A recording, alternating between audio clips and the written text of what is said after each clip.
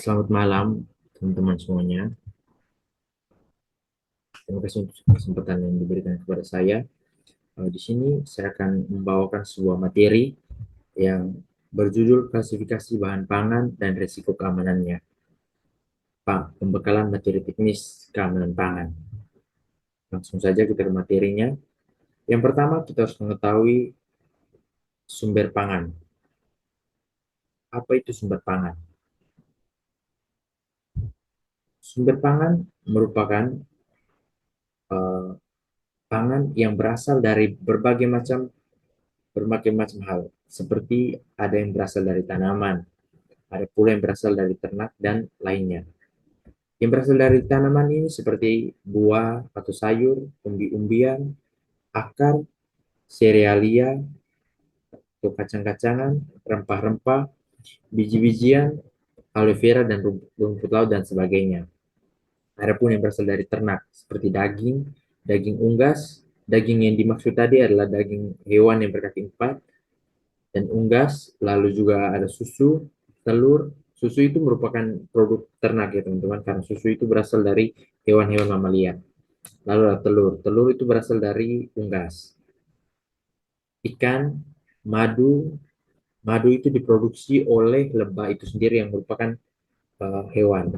Lalu ada pemoluska, crustacea, echinodermata, amfibi, dan lain. Ini merupakan hewan-hewan laut. Hewan-hewan yang hidup di laut, amfibi juga dapat hidup di laut maupun di darat.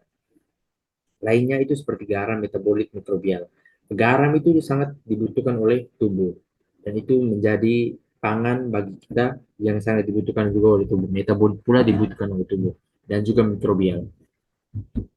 Setiap bahan pangan itu memiliki karakteristik yang unik.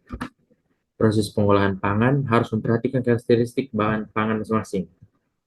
Jadi teman-teman, cara pengolahan cara pengolahan buah, sayur itu berbeda dengan kita mengolah daging, ataupun seperti kacang-kacangan juga itu berbeda cara pengolahannya dengan ikan.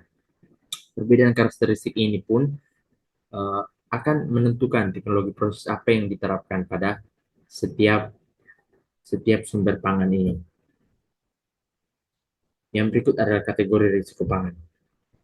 Risiko terhadap kesehatan timbul karena pangan itu sendiri dan atau karena proses produksinya.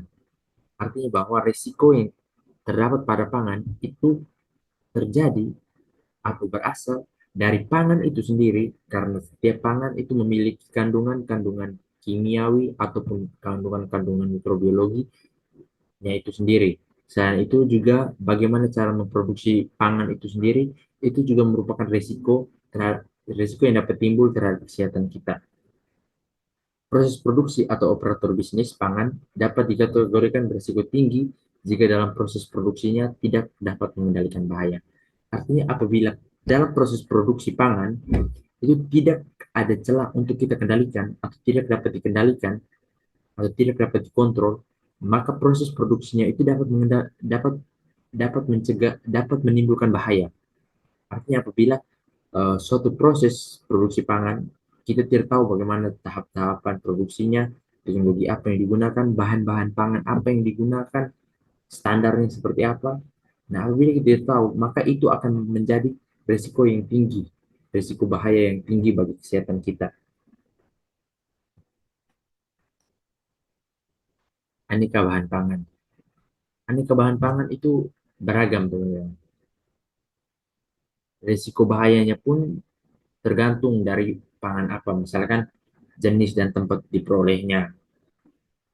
Artinya bahwa tiap bahan pangan itu eh, risikonya itu tergantung dari tiap jenis, dari berasal dari tempat di mana. Misalkan hewan atau ikan yang ada di air yang tercemar itu risiko bahayanya lebih tinggi ketimbang ikan yang ada di air atau dia hidup di lingkungan yang bersih, tidak tercemar oleh zat-zat berbahaya.